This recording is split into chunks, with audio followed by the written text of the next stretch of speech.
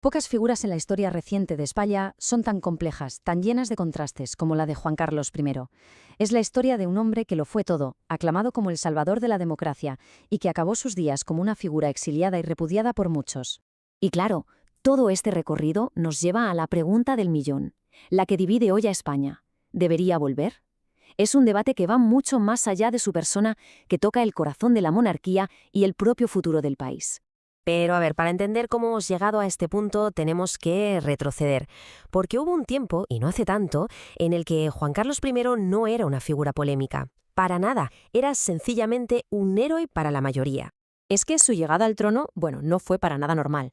Nació en el exilio, fue elegido por Franco para sucederle. Imagínense la desconfianza que generaba eso al principio. Pero en 1975 es proclamado rey. Y ojo, solo 6 años después ocurre algo que va a cambiar su imagen para siempre. Hay que imaginarse la escena. Noche del 23 de febrero de 1981, el 23F. El Parlamento tomado por militares, la democracia, que apenas empezaba a andar, pendiendo de un hilo.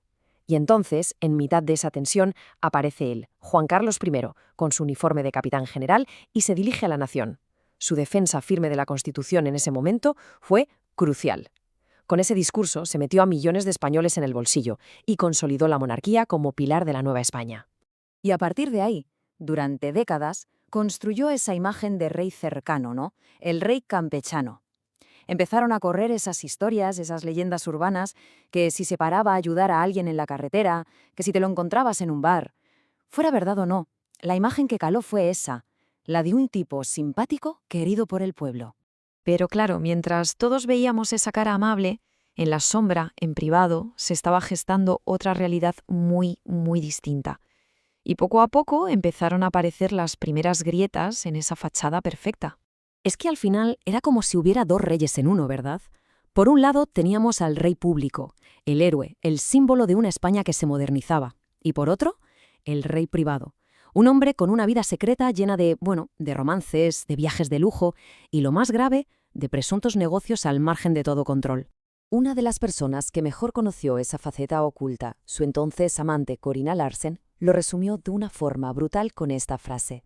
O sea, no era un desliz, no era una simple doble vida, eran múltiples vidas, un entramado sistemáticamente oculto a todo el mundo.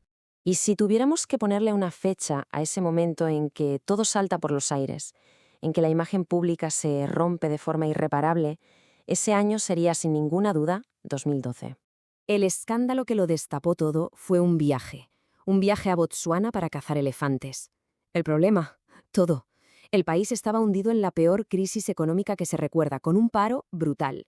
Y la foto del rey, posando junto a un elefante abatido en un safari carísimo, fue la gota que colmó el vaso. Por si fuera poco, no estaba con la reina Sofía, estaba allí con su amante. La reacción fue tan bestial que ocurrió algo impensable, algo que no había pasado jamás en la monarquía española. El rey tuvo que salir a pedir perdón.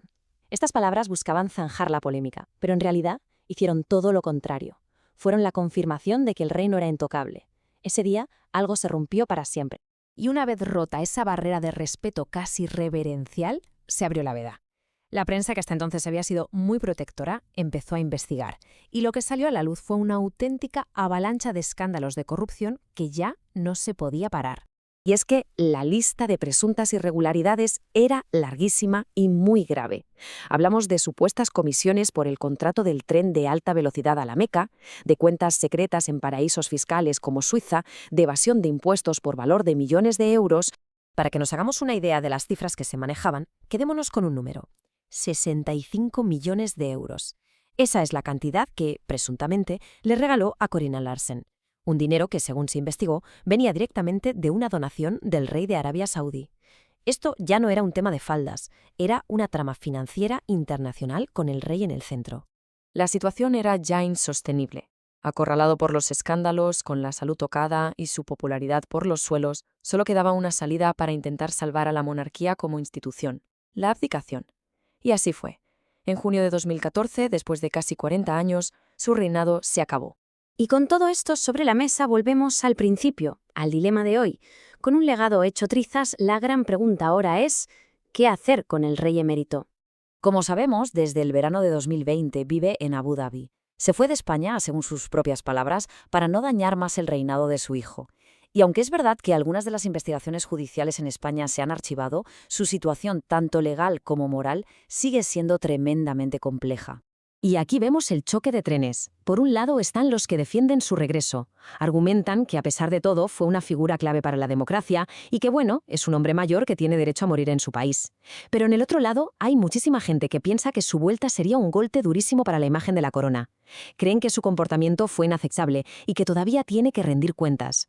Mientras todo esto ocurre, su hijo, el rey Felipe VI, ha estado haciendo auténticos malabares.